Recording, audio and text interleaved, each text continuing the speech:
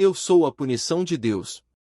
Se vocês não tivessem cometido grandes pecados, Deus não teria enviado uma punição como eu sobre vocês. Gengis Khan. Ele nasceu segurando sangue nas mãos. Aos 10 anos, foi abandonado para morrer de fome. Aos 12, tornou-se escravo com um cangue de madeira no pescoço. Mas aos 44, ele governava o maior império que o mundo já viu. Como um garoto órfão e faminto se transformou em Gengis Khan, o homem que conquistou meio mundo. Antes de descobrir essa jornada impossível, me conta, de qual cidade você está assistindo? Deixa aí nos comentários. E se você curte histórias de superação que vão te arrepiar, se inscreve no canal e ativa o sininho porque essa história vai mudar a forma como você vê limites. Agora, vamos voltar para as estepes da Mongólia. O ano era 1162, nas vastas estepes da Mongólia, quando uma criança nasceu segurando um coágulo de sangue na mão direita. Para os xamãs da tribo Borjigin, era um presságio poderoso, aquele menino estava destinado a se tornar um grande guerreiro. Seu pai, Yesugei, chefe de um pequeno clã, olhou para o filho e o nomeou Temujin, em homenagem a um inimigo que acabará de capturar em batalha. Mas destinos escritos nas estrelas nem sempre se cumprem facilmente. A infância de Temujin nas estepes mongóis era dura como o ferro e fria como o vento que varria as planícies intermináveis. Ele cresceu aprendendo a cavalgar antes de andar direito, a atirar flechas antes de falar frases completas, e a entender que na Mongólia do século XII, sobreviver significava ser mais forte, mais rápido e mais implacável que seus vizinhos. Seu pai era respeitado, mas não poderoso. A família vivia na fronteira entre a civilização nômade e o caos completo, onde tribos guerreavam constantemente por pastagens, cavalos e honra. Temujin tinha 3 irmãos e uma irmã, e juntos formavam uma família que, embora modesta, tinha orgulho de sua linhagem nobre. Aos 9 anos, seu pai o levou para visitar a tribo da mãe, os Olkonut, para escolher uma esposa para o menino. Era costume mongol, alianças matrimoniais seladas ainda na infância. Durante a jornada, Yesugei compartilhou histórias dos antepassados, de guerreiros que conquistaram terras além do horizonte, de chefes que unificaram tribos sob uma só bandeira. Um dia, meu filho, disse Yesugei enquanto cavalgavam lado a lado, você será mais que um chefe de clã. Vejo algo em seus olhos. Uma fome que não é por comida, mas por algo maior. Temujin encontrou sua futura esposa naquela viagem, Bort, uma menina de olhos inteligentes e sorriso desafiador, filha de um chefe dos Olkonut. Houve uma conexão imediata entre as duas crianças, uma compreensão silenciosa que transcendia as palavras. O acordo foi selado. Quando Temujin completasse 12 anos, voltaria para casar. Mas Yesugei nunca veria esse casamento acontecer. Na viagem de volta, ele parou para comer com um grupo de tártaros, inimigos ancestrais de seu clã. Eles o reconheceram e envenenaram sua comida. Yesugei conseguiu voltar para casa, agonizando por dias antes de morrer, chamando pelo filho que havia deixado para trás. Quando Temujin retornou, tudo havia mudado. Seu pai estava morto. E o menino de 9 anos com destino escrito nas estrelas estava prestes a descobrir que o universo não entrega nada de graça. A morte de Yesugei desencadeou um colapso brutal. Nas estepes mongóis, força era tudo. Sem um líder forte, o clã Borjigin se desintegrou como fumaça ao vento. O novo chefe da tribo, Targutai, um homem cruel de olhos frios, viu a família de Temujin como um peso inútil, bocas para alimentar sem um guerreiro para defendê-las. Vocês não são mais bem-vindos aqui, Targutai declarou, sua voz ecoando com desdém. Uma viúva e crianças órfãs? Vão morrer de fome no inverno.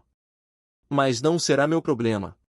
A mãe de Temujin, Oelun, era uma mulher de espírito feroz. Ela pegou a bandeira de seu marido morto e correu atrás dos membros do clã que partiam, gritando, implorando, exigindo lealdade. Alguns olharam para trás com vergonha, mas nenhum ficou. O medo de Targutai era maior que qualquer lealdade a uma família caída. Abandonados nas estepes, a família enfrentou a fome. Temujin, agora com apenas 10 anos, tornou-se o homem da casa. Ele caçava marmotas, pescava no rio, coletava raízes selvagens. Seus irmãos menores choravam de fome à noite. O Elum dividia cada pedaço de comida meticulosamente, muitas vezes comendo apenas o suficiente para não desmaiar, dando mais para os filhos. A tragédia se aprofundou quando Temujin e seu irmão Khazar mataram o meio-irmão mais velho, Bekir, por roubar um peixe que haviam capturado. Era um assassinato brutal, nascido da fome desesperada e da competição mortal por recursos. O Elum ficou devastada, mas Temujin não demonstrou remorso. Ele estava nos enfraquecendo, foi tudo o que disse. Targutai, temendo que o jovem Temujin se tornasse uma ameaça futura, ordenou sua captura. Guerreiros invadiram o acampamento improvisado da família, e Temujin tentou fugir, escondendo-se em uma floresta densa. Por 9 dias ele evadiu seus perseguidores, dormindo em árvores, bebendo água de riachos lamacentos, comendo insetos para sobreviver. Mas a fome e a exaustão o traíram. Ele foi capturado e levado de volta ao acampamento de Targutai, onde foi colocado em um cangue de madeira ao redor do pescoço, um instrumento de tortura que impedia movimentos e simbolizava total submissão. Temujin, o menino que nasceu com sangue nas mãos e destino de guerreiro, tornou-se um escravo. Durante meses, ele foi passado de família em família no acampamento, forçado a trabalhos humilhantes, alimentado com restos, espancado quando estava lento. As crianças do acampamento cuspiam nele. Os adultos o chamavam de órfão inútil. Mas nos olhos de Temujin, algo começou a queimar, não lágrimas de derrota, mas brasas de ódio puro e determinação inabalável. Ele estudava seus captores. Aprendia seus padrões. Esperava. E planejava sua fuga com a paciência de um predador. A oportunidade veio durante a festa do Ano Novo Lunar, quando todo o acampamento se embriagava com airag, o leite de égua fermentado.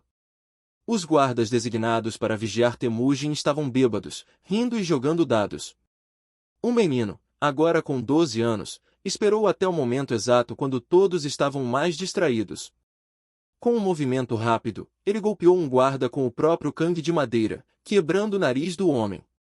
Antes que os outros reagissem, Temujin mergulhou no rio gelado próximo, usando o peso do cangue a seu favor, afundando até o fundo onde não poderia ser visto, segurando a respiração até seus pulmões gritarem por ar. Os guardas procuraram as margens, mas a noite estava escura e eles estavam bêbados. Eventualmente, desistiram, pensando que o menino havia se afogado. Temujin emergiu horas depois, rio abaixo, tremendo violentamente de frio, mas livre. Ele rastejou até a margem e encontrou refúgio em uma propriedade próxima, pertencente a um homem chamado Sorkanshira. Este homem, por alguma razão que nem ele mesmo compreendia completamente, decidiu ajudar o garoto fugitivo. Sorkanshira escondeu Temujin em uma carroça cheia de lã quando os perseguidores chegaram procurando, mentindo descaradamente para os guerreiros de Targutai. "Por que me ajudou?" Temujin perguntou depois que os perseguidores partiram. Sorkanshira estudou o menino por um longo momento. "Vi algo em seus olhos quando você chegou aqui, molhado e com esse cangue ridículo no pescoço. Não vi medo. Vi fúria. E promessa. Os homens de Targutai são covardes que torturam crianças. Você, menino, tem o olhar de alguém que um dia fará reis tremerem." Temujin nunca esqueceria essa bondade. Anos depois, quando ele realmente se tornasse poderoso, Sorkanshira e sua família receberiam honras e riquezas. Mas naquele momento, o menino simplesmente comeu a primeira refeição decente em meses, dormiu em um lugar quente pela primeira vez desde a morte de seu pai, e jurou a si mesmo que nunca mais seria vítima de ninguém. Depois de alguns dias recuperando forças, Temujin partiu, agora sem o cangue que Sorkanshira havia quebrado. Ele viajou pelas estepes, encontrou sua família ainda sobrevivendo milagrosamente, e a notícia de sua fuga ousada já havia começado a se espalhar. O menino que desafiou um chefe e sobreviveu estava começando a construir uma reputação. Aos 13 anos, Temujin decidiu que era hora de reclamar sua noiva. Ele viajou até a tribo Okonut para buscar Bort, cumprindo a promessa feita por seu pai. Contra todas as expectativas, o pai de Bort honrou o acordo. Talvez ele visse o mesmo que Sorkanshira, um garoto que recusava ser quebrado.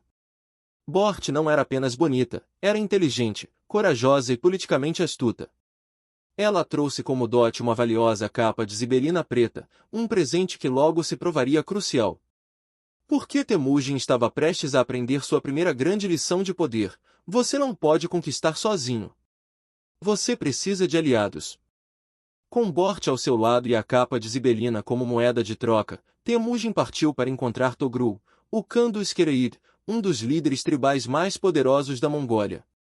Togru havia sido Anda, irmão de sangue, de Yezugei, e as regras das estepes diziam que ele tinha obrigação de ajudar o filho de seu irmão jurado. Temujin apresentou a capa de zibelina como presente e pediu proteção. Togru, impressionado com a ousadia do jovem, aceitou. Você tem os olhos de seu pai, disse o velho Khan. E há algo mais. Uma fome que reconheço. Muito bem, filho de Yezugei. Eu o reconheço como meu filho adotivo. Junte-se aos meus guerreiros. Mas o destino tinha outro teste preparado. Pouco depois, a tribo Merkid, ainda buscando vingança por um antigo insulto, e Yezugei havia roubado o Elum deles décadas atrás, atacou o pequeno acampamento de Temujin em uma incursão noturna brutal. Temujin e seus irmãos conseguiram escapar a cavalo na escuridão, mas Bort foi capturada. A dor de Temujin era quase física. Ele havia perdido tudo uma vez, agora estava perdendo de novo. Mas desta vez, ele não era mais uma criança indefesa. Ele tinha um poderoso patrono e, ainda mais importante, tinha um amigo verdadeiro, Jamusha. Jamusha era um jovem de uma tribo vizinha que havia se tornado Anda de Temujin quando crianças. Eles haviam trocado presentes, compartilhado sangue, e jurado lealdade eterna. Quando Temujin veio pedindo ajuda para resgatar Bort, Jamusha não hesitou. Você é meu irmão, declarou. Seus inimigos são meus inimigos. Juntos, Temujin, Jamusha e as forças de Togru reuniram um exército de 20.000 guerreiros. Eles cavalgaram contra os Merkid em uma campanha relâmpago, atacando ao amanhecer quando a neblina ainda cobria as estepes.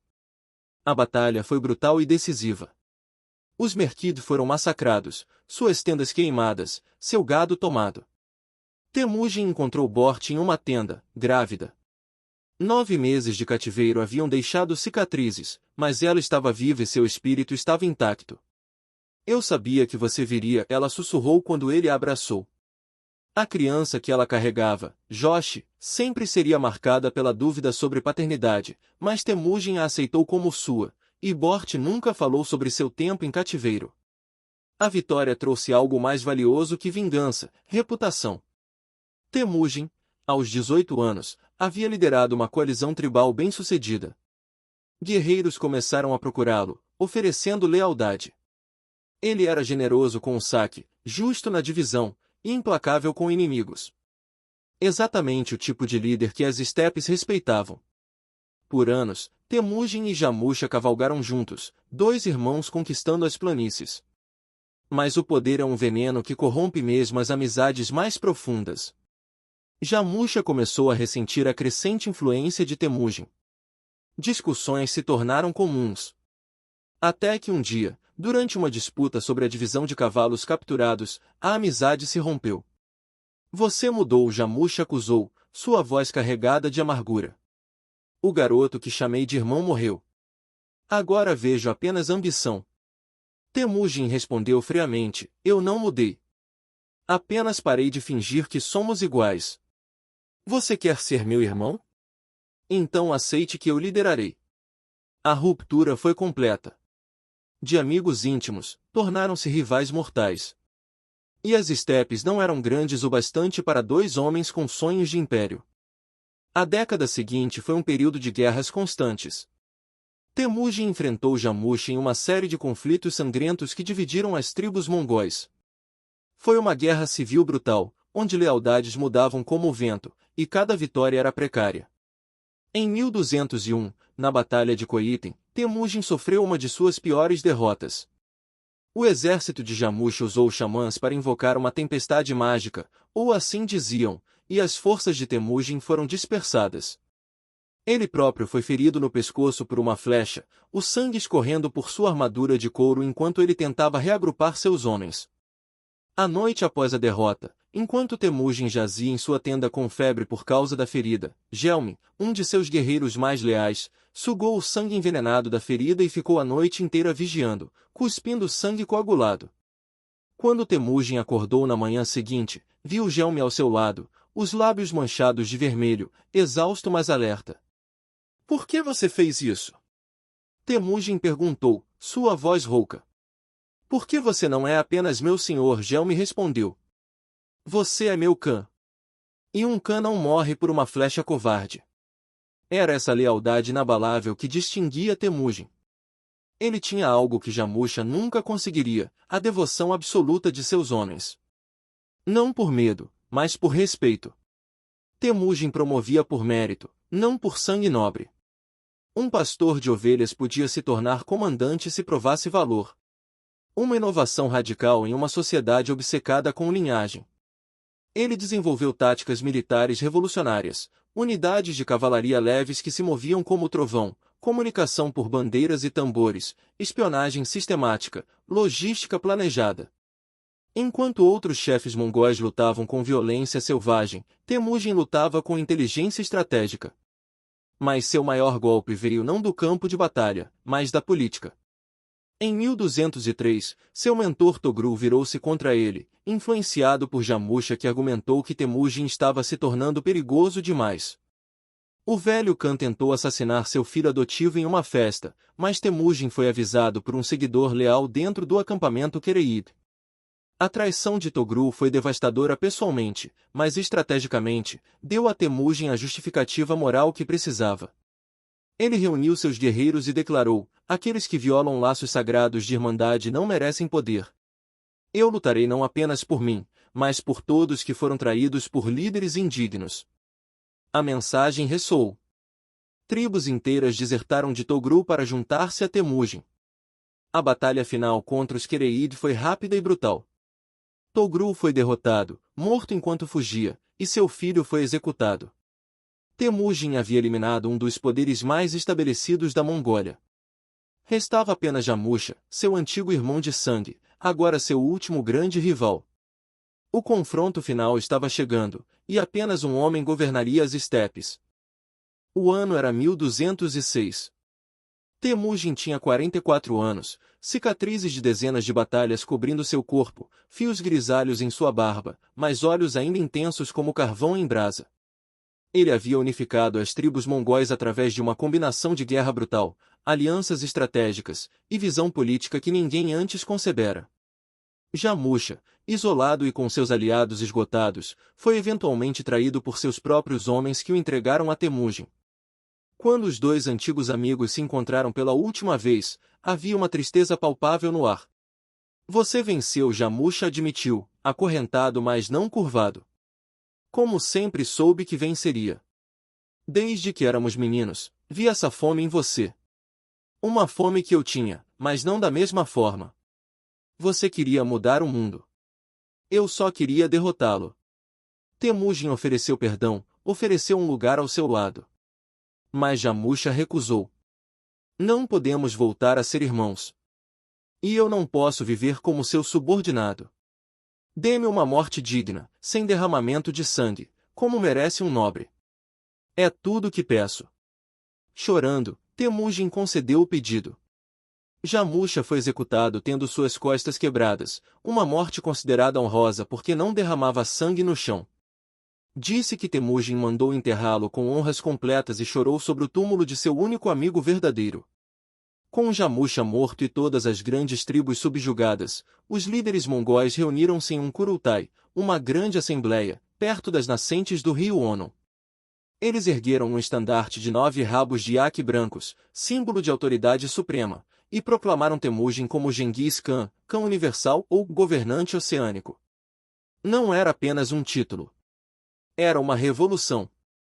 Genghis Khan declarou um novo código de leis, o Yasa, que aplicava justiça igualmente a ricos e pobres, criminalizava roubo e mentira, protegia mulheres de sequestros, garantia liberdade religiosa, e recompensava mérito acima de nascimento. Em uma era de barbárie, eram leis surpreendentemente progressistas. Ele reorganizou toda a sociedade mongol em um sistema decimal militar, unidades de 10, 100, 1.000 e 10.000 soldados, cada uma com comandantes escolhidos por competência. Quebrou laços tribais antigos, misturando guerreiros de diferentes clãs para criar lealdade ao clã, não à tribo. Estabeleceu um sistema de mensageiros montados que podiam cobrir enormes distâncias em dias.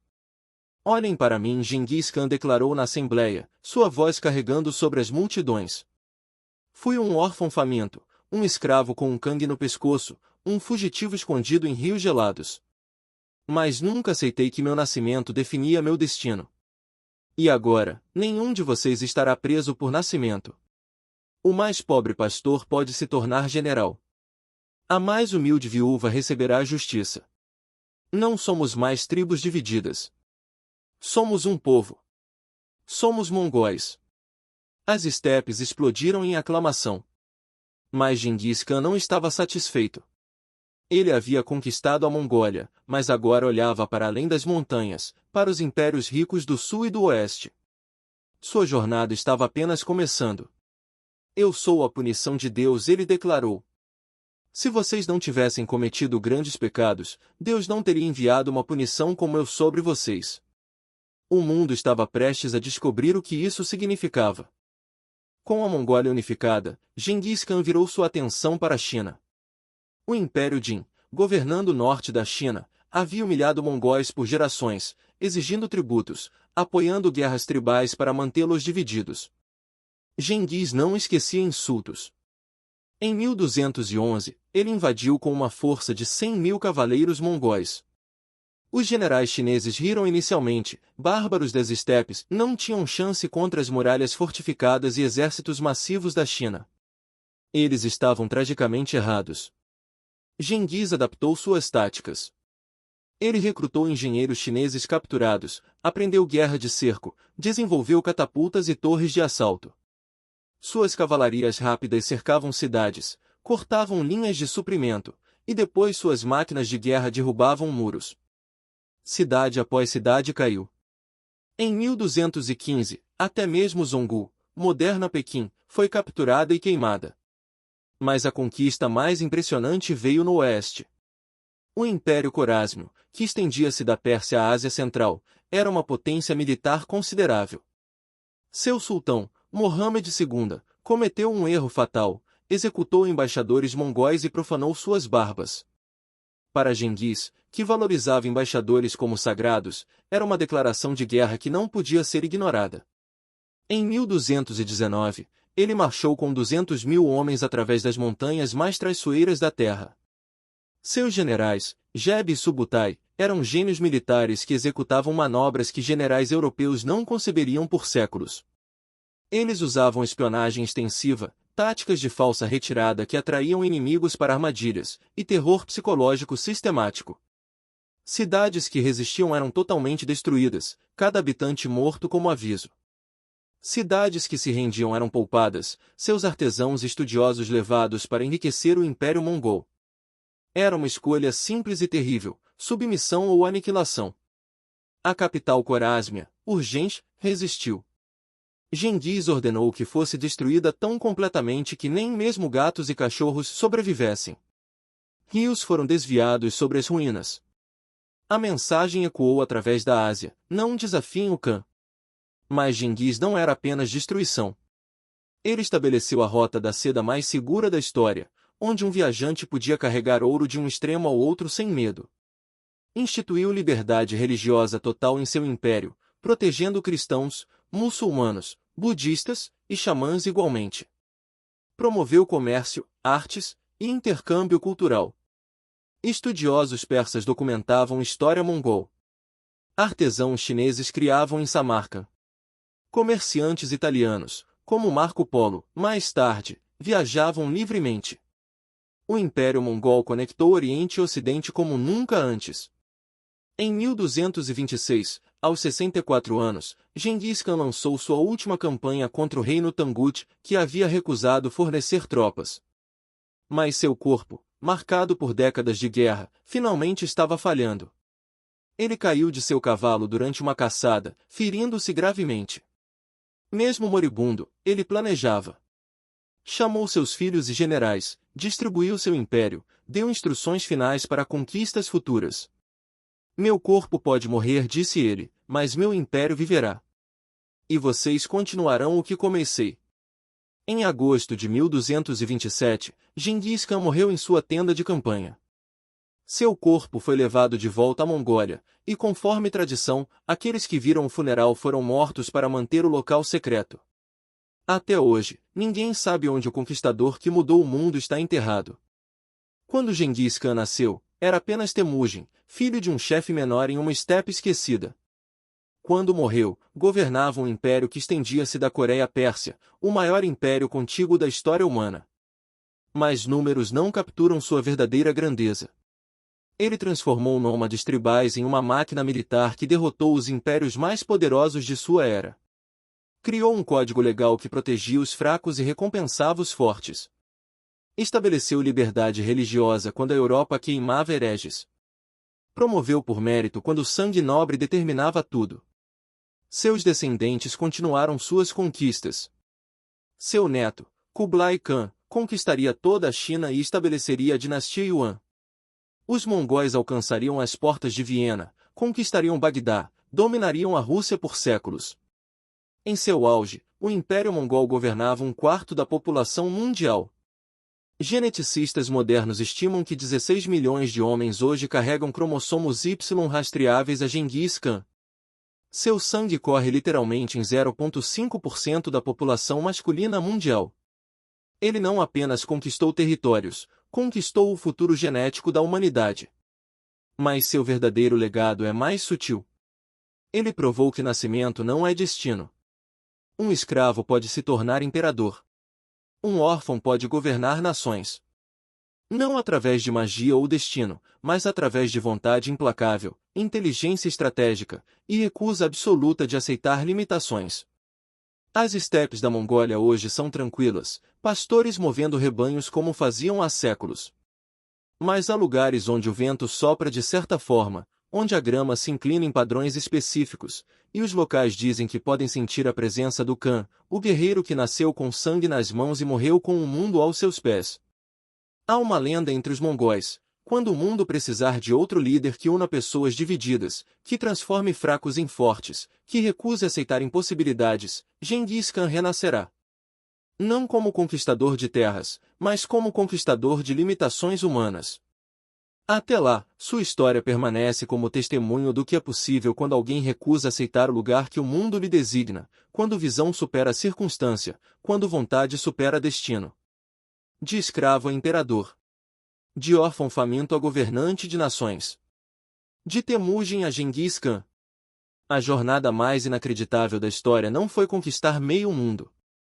Foi conquistar a si mesmo primeiro, transformar trauma em força, derrota em determinação, e dizer ao universo: você não decide meu destino. Eu decido. E no silêncio das estepes mongóis, onde tudo começou, o vento ainda sussurra seu nome: Gengis Khan, o cão universal, o homem que recusou permanecer escravo de seu nascimento e, ao fazê-lo, mudou o curso da história humana para sempre.